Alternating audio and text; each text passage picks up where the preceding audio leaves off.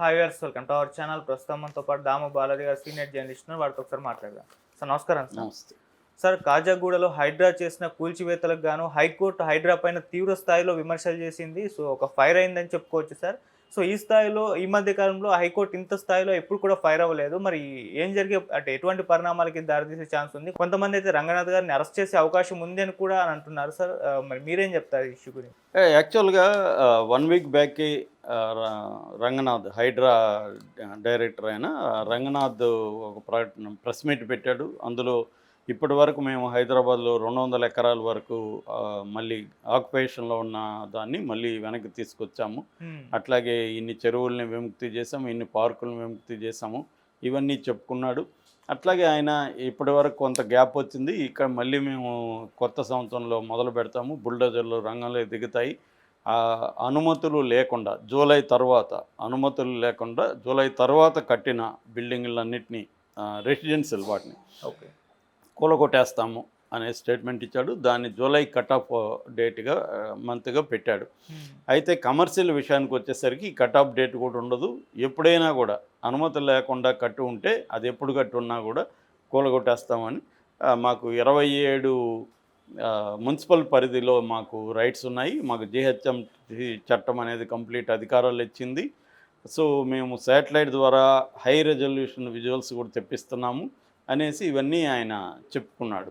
అంటే ఆయన ప్రధానంగా ముందు నుంచి కూడా చెప్తున్నది అంటే 2 రకాల అతిక్రమణలు. ఒకటి ఎఫ్టిఎల్ ఫుల్ ట్యాంక్ లెవెల్, అంటే ఒక చెరువు దాని ఫుల్ ట్యాంక్ నిండితే ఎంతవరకు ఉంటుందో పరిధి అంతవరకు ఎఫ్టిఎల్ పరిధి అంటారు.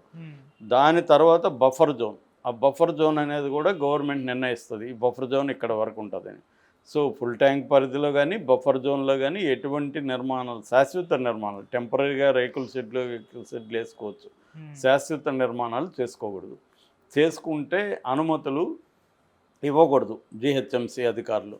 కానీ ఇక్కడ జరుగుతున్నది ముందు నుంచి కూడా హైడ్రా మీద విమర్శలు ఎక్కడ వస్తున్నాయంటే 2 రకాల దాంట్లో వస్తున్నాయి. ఒకటేమో పెద్దవాళ్ళ జోలికి వెళ్ళట్లేదు. పెద్ద పెద్ద బిల్డింగులు, యూనివర్సిటీలు, కాలేజీలు, పెద్ద పెద్ద కాంప్లెక్స్లు, గెస్ట్ హౌస్లు ఇవన్నీ కట్టేసుకున్నారు. వాళ్ళ జోలికి వీళ్ళు వెళ్ళట్లేదు. ఊరికే ఉరిమినట్టుగా ఉరిమారు, కానీ పిడుగులు ఎక్కడ పడలే. ఒక్క నాగార్జునది అది కూడా కొట్టేశారు తప్ప ఇంకేమీ జరగలేదు. ఎందుకు పోవట్లేదు మీరు పెద్దవాళ్ళ జోలికి ఎందుకు పోవట్లేదు? నెంబర్ 1 ప్రశ్న. సెకండ్ది, అనుమతులు తీసుకొనే కట్టామని బాధితులు చెప్తున్నారు. జిహెచ్ఎంసి అనుమతులు ఎట్లా ఇచ్చింది? వాటర్ బోర్డు ఎలా ఇచ్చింది? పవర్ బోర్డు ఎలా ఇచ్చింది? జిహెచ్ఎంసి అధికారులు ఎలా ఇచ్చారు? అంటే వివిధ డిపార్ట్మెంట్లో అనుమతులు తీసుకున్నాక కట్టారు. కట్టకుండా ఒకవేళ కట్టితే వీళ్ళు ఏం చేస్తున్నారు? జిహెచ్ఎంసి వాళ్ళు ఇప్పుడు మా వీధిలో ఒక ఇల్లు కడుతున్నారు, జిహెచ్ఎంసికి తెలుస్తుంది కదా. తెలిస్తే వాళ్ళు ఎందుకు ఆపలేదు? అనుమతులు లేకపోతే. అనుమతులు తీసుకునే కదా. అనుమతులు లేకపోతే నేను కొనేవాడిని ఎట్టుకుంటాను? నాకు అన్ని నేను అడుగుతాగా, మీకు అనుమతులు ఉన్నాయి. ఎవడైనా ఇవాళ ఆస్తి కొంటున్నాడంటే మినిమం అడుగుతాడుగా, పత్రాలు అన్నీ చూపించినాక నాకు కొంటాడుగా. నిజానికి అనుమతులు మరి మీ గవర్నమెంట్లు ఎవరైనా సరే, పార్టీలు ఎవరైనా, గవర్నమెంట్ అయితే ఒకటే కదా. గవర్నమెంట్ దగ్గర నుంచి మేము అనుమతులు తీసుకుని కడితే ఇప్పుడు వచ్చి నువ్వు ఇది ఎఫ్టిఎల్ బఫర్ జోన్ అని కొట్టేస్తే మమ్మల్ని ఎందుకు కొడుతున్నావు? పెద్దవాళ్ళ జోలికి ఎందుకు పోవట్లేదు అని ఇవాళ ప్రశ్నలు పెరిగాయి.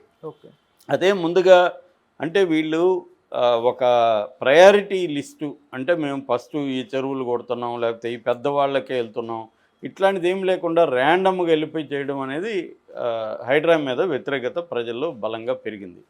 రెండవది మూసీ ప్రాజెక్టు అనేది హైడ్రాకి సంబంధం లేదు, కానీ చాలామంది హైడ్రాకి అది కూడా లింక్ పెట్టేశారు. అది రేవంత్ రెడ్డి ప్రభుత్వానికి 2 దీనివల్ల కొంత వ్యతిరేకత అయితే వచ్చింది. ఆశయం మంచిదే, ఏంది హైదరాబాద్లో చెరువులు లేకపోతే కాలువలు, డ్రైనేజీ మొత్తం ఆక్యుపై చేసుకొని కట్టేసుకున్నారు. దానివల్ల కొద్దిగా వర్షం పడినా కూడా హైదరాబాద్ గందరగోళ పరిస్థితిగా, ఇది హైదరాబాద్కే కాదు ఇండియాలో అన్ని సిటీలు ఇదే పరిస్థితి. సో అర్బనైజేషన్లో ఉండే ప్రాబ్లమ్స్ ఇవి. అట్లాగే మనకు అవినీతి వల్ల కూడా ఇవన్నీ జరుగుతుంటాయి. రెండోది, అధికారంలో ఉన్న పార్టీలు ఎప్పటికప్పుడు వాళ్ళ కాంట్రాక్టులు, వాళ్ళ బిల్డర్సు వాళ్ళు ఆక్యుపై చేసుకునేయడం అనేది జరుగుతుంది. ఎప్పటి నుంచో జరుగుతుంది. నేను బెంగళూరులో 97లో 3 ఏళ్ళు ఉన్నాను. మా ఫ్రెండ్ బిల్డర్ ఉండేవాళ్ళు. అప్పుడు నేను దగ్గరగా చూశాను. అక్కడ డబ్బు ఇస్తే కాని పని ఏదీ లేదు. డబ్బిస్తే నువ్వు ఎంతన్నా డీవియేషన్ చేసుకోవచ్చు, నీకు 3 ఫ్లోర్లు ఇస్తే 4 ఫ్లోర్లు వేసుకోవచ్చు. అట్లాంటివి జరిగాయి. ఎందుకంటే రియల్ ఎస్టేటు విపరీతంగా పెరగడంతో ఇవన్నీ చోటు చేసుకున్నాయి. విపరీతమైన మనీ ఉంటుంది. సో అది జరిగిపోయింది. ఇప్పుడు దాన్ని క్లీన్ చేయడానికి ఓన్లీ పేదల్ని, మధ్యతరగతి వాళ్ళని బాధ్యులను చేసి, అధికారులు ఇచ్చిన అధికారులు లంచాలు తీసుకుని వాళ్ళేమో బాగున్నారు, బిల్డర్లేమో బాగున్నారు.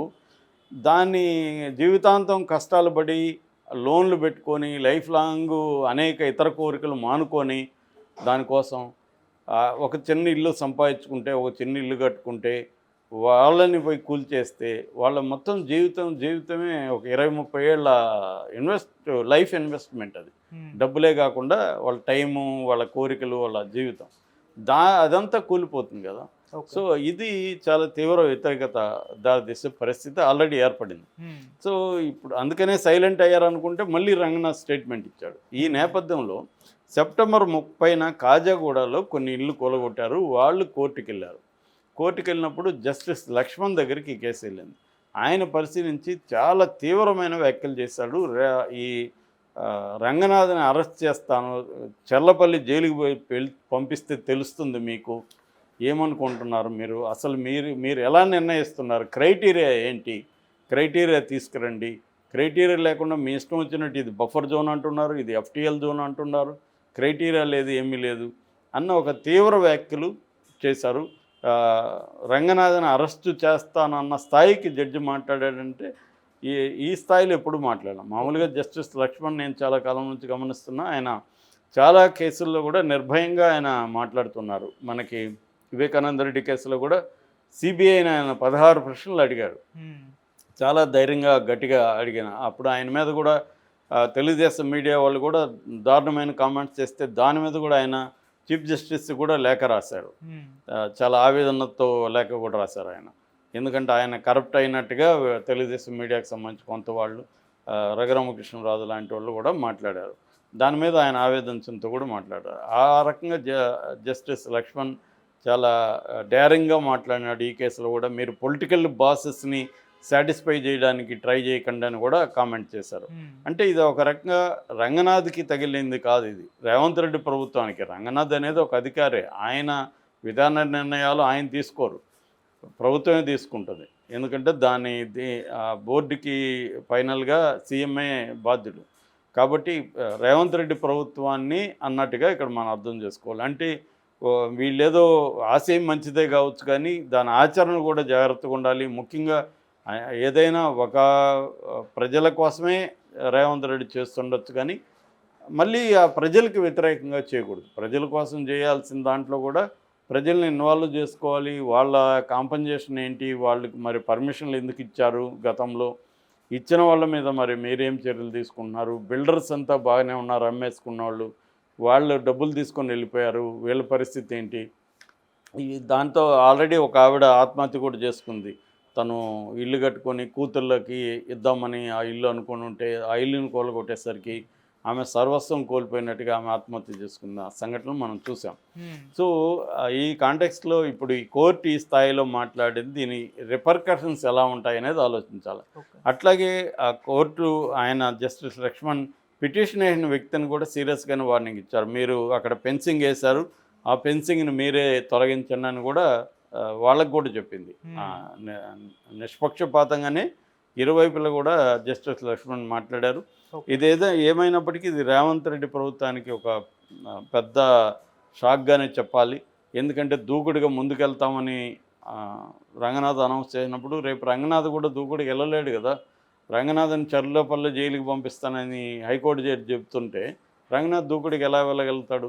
అసలు బేసే ఏంటి, మీరు ఎలా నిర్ణయిస్తున్నారు, బఫర్ జోన్ పరిధి నిర్ణయం చేయడానికి మీ దగ్గర ఉన్న ఇదేంటి, క్రైటీరియా ఏంటనే స్థాయిలో కోర్టు అడగడం అనేది చాలా తీవ్రమైన విషయంగా చూడాలి.